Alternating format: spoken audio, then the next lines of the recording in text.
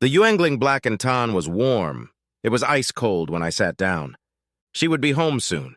She was always at home when the kids got off of the school bus. I had the drapes drawn because the sunlight coming through the living room window was depressing. Right now, today, the darkness felt worn and comforting. I was not looking forward to the confrontation. I was ill-equipped, both mentally and emotionally, to handle it. My biggest fear was my anger. As a child, I was prone to temper tantrums.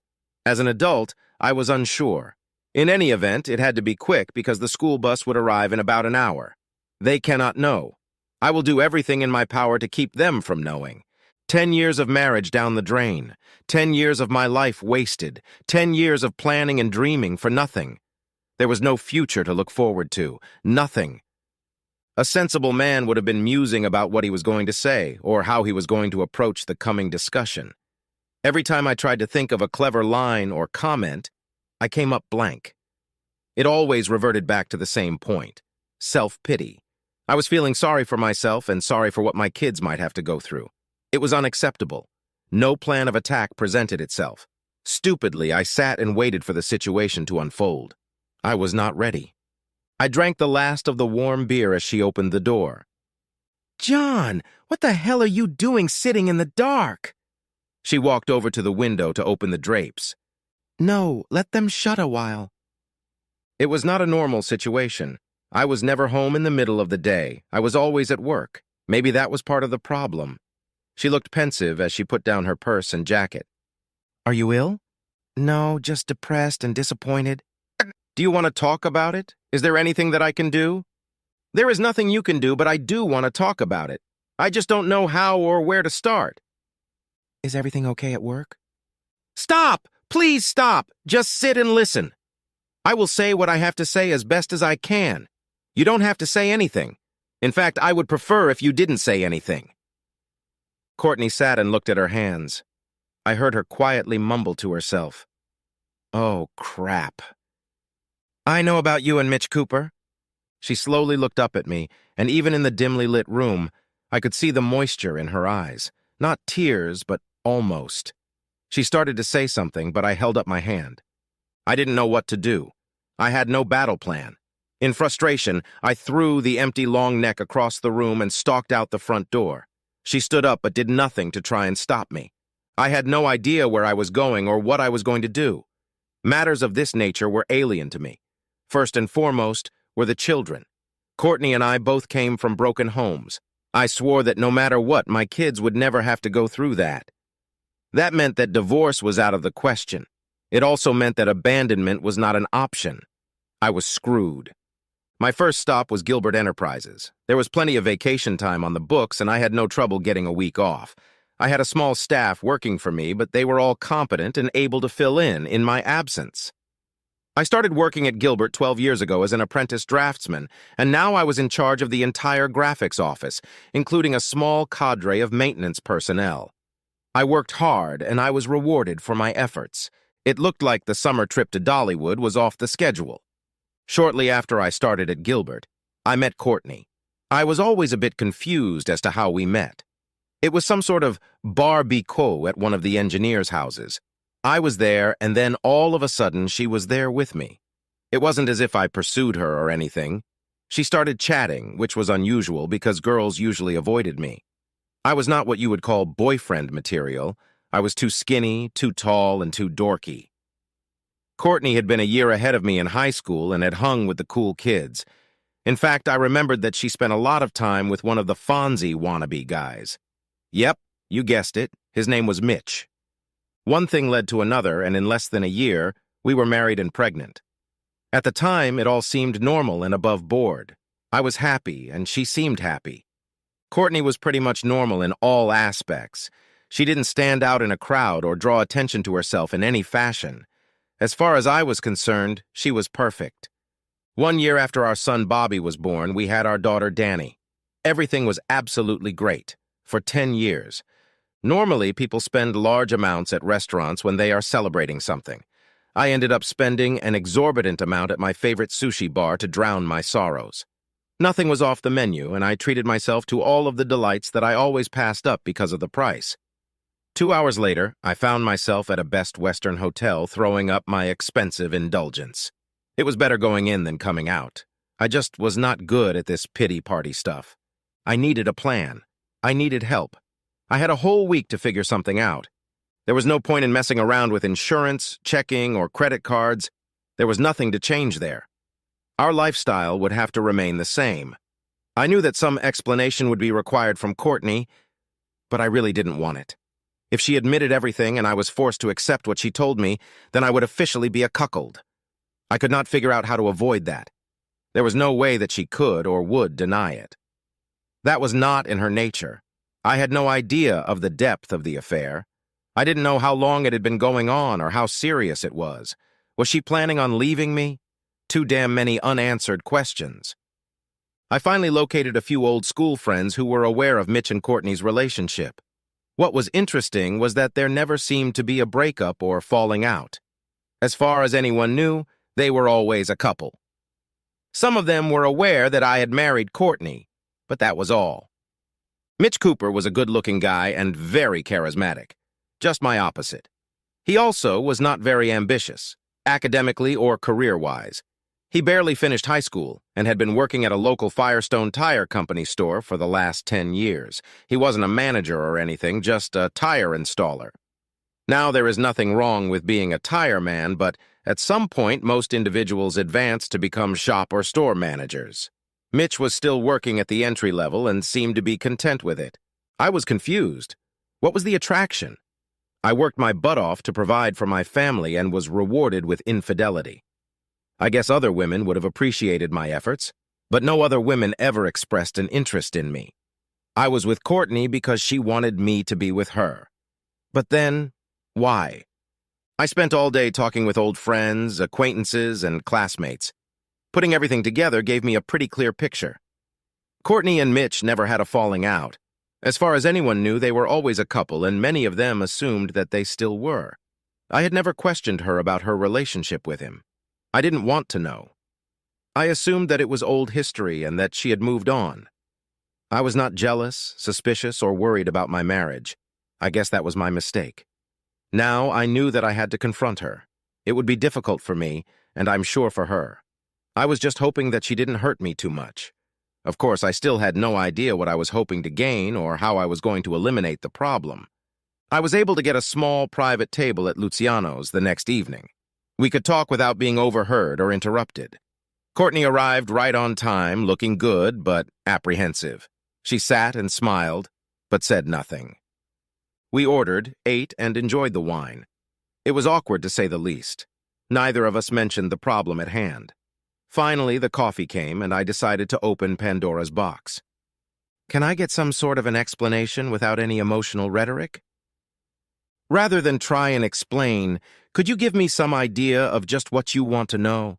It might be easier and quicker that way. Was this a way to avoid disclosing something that I was unaware of, or was it an honest reaction to my request? How long? It was a short question, and hopefully I would get a short answer. 12 years. Needless to say, I was shocked, and I am sure that my expression showed it. She saw my reaction and looked away, avoiding my eyes. You have been seeing him the entire time we have been married? Yes.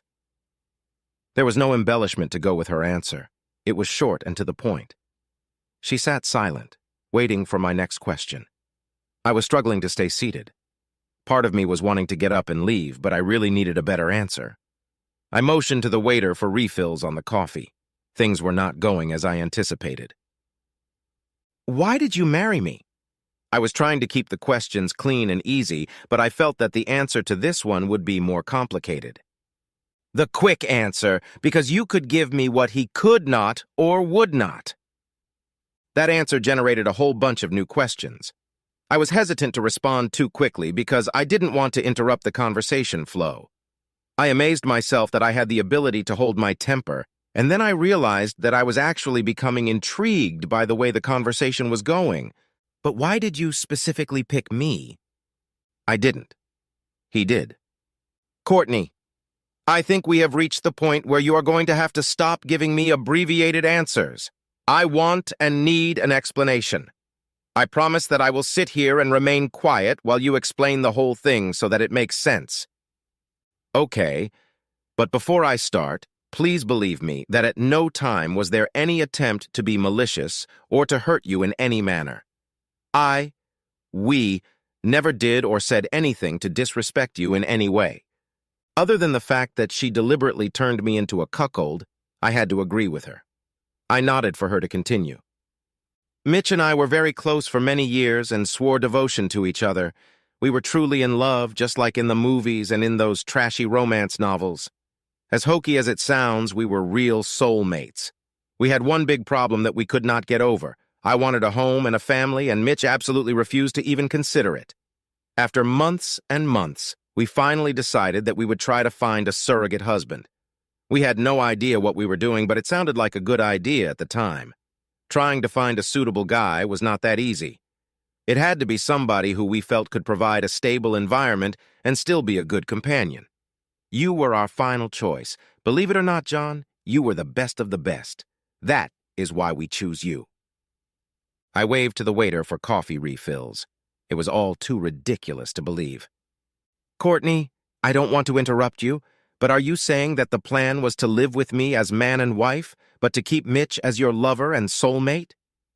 Yes. Are the kids mine? Yes, you can check, if you feel it is necessary. Returning home. The night ended quickly. I found myself at a loss for words. The conversation died, and we both just sat there looking at each other. Of course, I had many more questions, but my emotions were all over the place, and I was afraid of losing control. I needed to process the information that I had, and I needed to do it quietly with no disruptions. The next few days were depressing. I found it difficult to understand how she could have so easily accepted me as a sexual partner when she was so madly in love with Mitch. They both knew that their plan would include Courtney and I having sex. Did he have to convince her to sleep with me, or did she have to convince him to accept it? Looking back, I was not able to discern any times when there was an intense romantic relationship between them. It all seemed to be platonic and very casual. Most of the information that I had came after I accidentally discovered a text message on her phone. That generated a deeper investigation which confirmed my suspicions. I could only go back a short period of time, but I did notice that they only got together once or twice a month, if that. It was not what I would call a hot and heavy affair. I had no idea how intense it had been earlier in the marriage. The text messages were not erotic or sexual, but very businesslike, if that is the proper term. It was like setting up a dental appointment. I was sure that she had brought him up to date on the present situation, and I was pretty sure that they had gotten together to discuss how they were going to handle it. Courtney had told the children that I was away on a business trip. In order to maintain family stability, I had to return home and act as normal as possible. By the end of the week, I had moved back into the house and back into my bedroom. Other than the absence of sex, our life was back to normal. I joined a gym. I wasn't overweight or flabby, but I wasn't what you would call a hunk. I felt like I was now in competition for my own wife, even though I wasn't sure if I wanted to stay with her. Although I didn't have a specific plan, I was motivated to be in better shape and to be healthier. I started to get up earlier.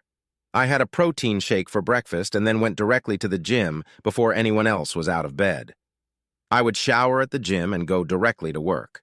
One day of cardio and the next day of HIIT and weight training. I found myself becoming obsessive about exercising. I started working longer hours and more on weekends. I volunteered for trips and seminars, anything to get away for a while. I was amazed that I was able to maintain a normal relationship with Courtney under the circumstances. We never discussed the problem. The only time anything was different was in the bedroom. We were in limbo. No direction, no plan, no future. I felt like I was living with a housekeeper who I happened to share a bed with. I needed help. Spending an hour on a treadmill or C2 rower 4 days a week gives you a lot of time to think. I enjoyed being married. I never envisioned myself married to anyone other than Courtney. I still couldn't. Although I could never forgive her betrayal, I found it to be a bit confusing. The more I thought about it, the more confused I got. She was married to me, but she was sleeping with somebody else. Ergo, I was a cuckold. Or was I? The man she was cheating on me with was her partner years before I ever met her. Was she cheating on me with him, or was she cheating on him with me? It was so easy to confuse myself. Does the piece of paper called a marriage license make the difference, or is it the perception of the relationship? Courtney and Mitch each felt differently about family and marriage. Somehow, unknowingly, I was pulled into the mess and used to resolve the conflict. The price that Mitch had to pay to keep Courtney happy was to let me have her sexually. Knowing how close they were, that must have been a difficult decision for him to make. Still, I was being used and I didn't like it. It seemed to me that I was getting the better part of the deal, however. I endured my self-imposed mental dilemma for about 2 weeks and then decided that since I was not going to divorce Courtney and I was not going to leave, that I was going to continue having sex with her. I would try my best not to be bitter and not to be vengeful. Before starting this new phase of my marriage, I also decided that some ground rules should be set in place. That afternoon, I made a reservation at Luciano's for supper. The evening started slow, just like the previous time. Courtney seemed hesitant to begin any sort of conversation. I wanted to get everything out, but I could not bring myself to start. The waiter broke the silence for us. "Is there anything else I can get for you?" It wasn't anything dramatic, but it did serve to get us talking. "Just another coffee refill, please." "I guess we should finish up. It looks like they are getting anxious to close." "Courtney, I would like things to get back to normal if we could. Under the circumstances, there are a few things that I think we should agree on. It is nothing complicated, and if you don't like what I am about to propose, I am willing to listen to some sort of counteroffer." She nodded for me to go on and gave me a small smile. "First, if it is all right with you, I would like to start having sex again. Sleeping together is fine, but I really miss the sex. I will probably have some difficulties at first, but hopefully I will eventually get over it and things will normalize. Do you have any problem with that?" Courtney nodded her head and non-verbally mouthed the word, "okay." "Second, I would like us to continue living together as man and wife until the children are both grown. When there are no longer any children at home, we will quietly get a divorce and go our separate ways. We are looking at about 10 years until Danny goes to college or gets married. Will you be able to hold out for that long?" There was a slight pause, as if she was in deep thought. "John, you mean that if everything goes along satisfactory, that we will continue living together until there are no longer any children living at home, and then we can split up?" "No. Then we will split up. It will not be an option." "But what if—" She never finished the sentence. I looked at her, waiting for a more definite answer. Finally, she looked up and mouthed the word "okay" again. But this time she did not smile. "Finally, I feel that it is okay for you to continue your relationship with Mitch, but I insist that you do it in such a manner that I do not know about it. I am not happy with the situation, but I feel that it would be difficult and stressful for both of us if I insisted that you stop seeing him. I cannot and will not waste any time or effort trying to break up your—" I never finished that sentence. I did not wait for a reply from my wife. I stood, threw 320s on the table, and held her chair for her so we could leave. The ride home was quiet. There was no sex that night. The terms that I set out were never openly discussed. It was as if they were automatically accepted as soon as I presented them. We did start having sex again. It was not really great at first, but slowly we became accustomed to each other, and things improved. Home life was back to normal. As the sex got better, it also got a little rougher. I didn't do it on purpose, but I believed that I was feeling a bit competitive, so I tried harder. I became a bit more demanding about types of sex and frequency. Courtney never refused or complained. After a while, the novelty wore off and I found myself reverting back. I guess I was trying to prove a point.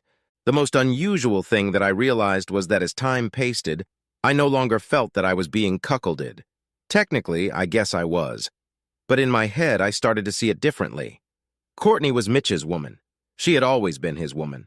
I was using her in any fashion that I wanted, any time that I wanted, and there was not a thing that he could do about it. Of course, I was feeding her and providing shelter and clothing, but I convinced myself that that was repayment for her services and taking care of the kids. I was unaware of the times that she was spending with him as agreed upon. What I didn't know didn't hurt me. One day, when my car needed an oil change, I decided to take in to the Firestone store that Mitch worked at. As the car was being serviced, I stood in front of the glass service window that looked over the service department and stared at my wife's lover. At first, he didn't notice, but after a while, it became obvious. He stopped momentarily and realized who I was. I am sure he had seen me before, but never under these circumstances. He worked the tire brake machine for almost an hour with me watching. I never wavered, and he noticed. When my car was finally ready, I moved away from the display window and left. He looked uncomfortable the entire time. I felt redeemed a bit, but not much. A week later, I took Courtney's Civic in for an oil change and did the same thing. After about 30 minutes, he just stopped working and stood staring at me. With a big smirk on my face, I gave him a 2 thumbs up sign and laughed. He couldn't hear me, but he did see it. I walked away from the window and left shortly thereafter. The next day, the shit hit the fan. When I got home from work, I noticed that the kids were not there. There was no supper waiting, but Courtney was. "You rotten son of a bitch!" It was a good start, and there was more to come. I sat down while she paced around the kitchen table, glaring at me. "For 10 years, Mitch and I never once humiliated or disrespected you in any way. For 10 years, we gave you all of the consideration that we could so that things would run smoothly. Now you decide that you want to be an asshole. You go down to his place of work and you make a fool out of him. You insult him in front of his coworkers and laugh about it. You have everything, a nice home, a good job, great kids, and a wife. He has nothing, but you feel that you have to push him down even further. It was a rotten thing to do, and right now I am ashamed to be your wife." I didn't move. She was right. "We have an agreement, and I am willing to abide by it, but if you embarrass me one more time like that, I will walk out that door and take the kids with me." I did not reply. "Do you understand?" "Yes." "Good.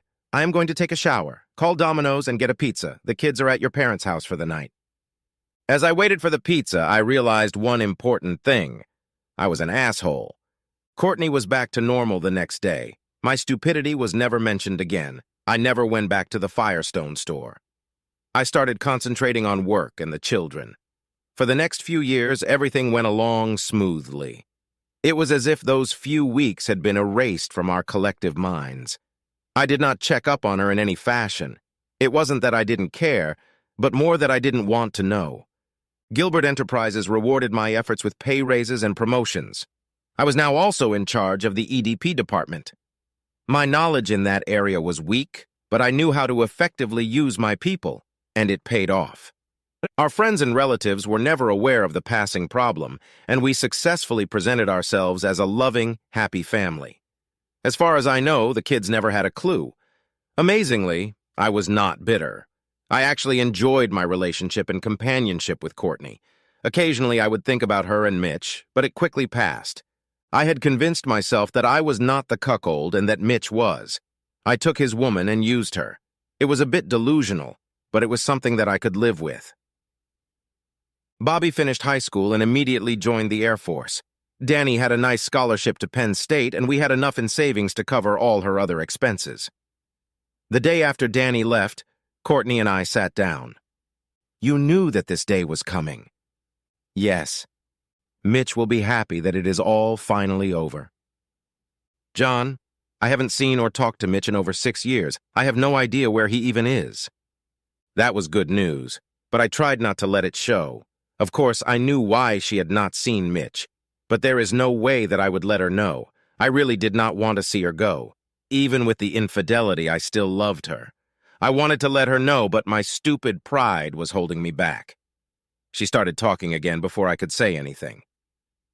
"John, as I remember, you said that we would stay together as long as the children were still at home. Is that correct?" "Yes. I'm pregnant." 2 stupid people. Things were not going as I had anticipated. I got up and went outside. The fresh air helped to calm me down. I was sitting on the porch glider, staring at nothing in particular. Courtney came out and sat beside me. She placed her hand on mine, but did not say anything. Both of us had tears in our eyes. I knew now that she really wanted to stay together. It was a desperate move on her part, and I'm sure that she had spent a lot of time setting it up. "You know that I had a vasectomy 6 years ago?" "Yes. It was a mean, nasty thing to do. I also think that you regretted doing it." Why? Because it effectively ended our marriage. I didn't want it to end. I didn't either.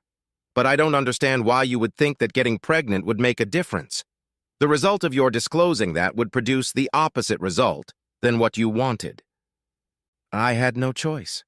If you had given me a clue or some type of hope, I might have done things differently. I didn't want to lose you. Okay, I'll bite. Who is the father? Courtney reached into her apron pocket and removed an envelope. This cost me over $8,000. I have no idea who the father is, but you and I are going to raise this child as our own. They are your terms, and I am going to hold you to them. The top of the form inside read, Lehigh Burke's Fertility Clinic.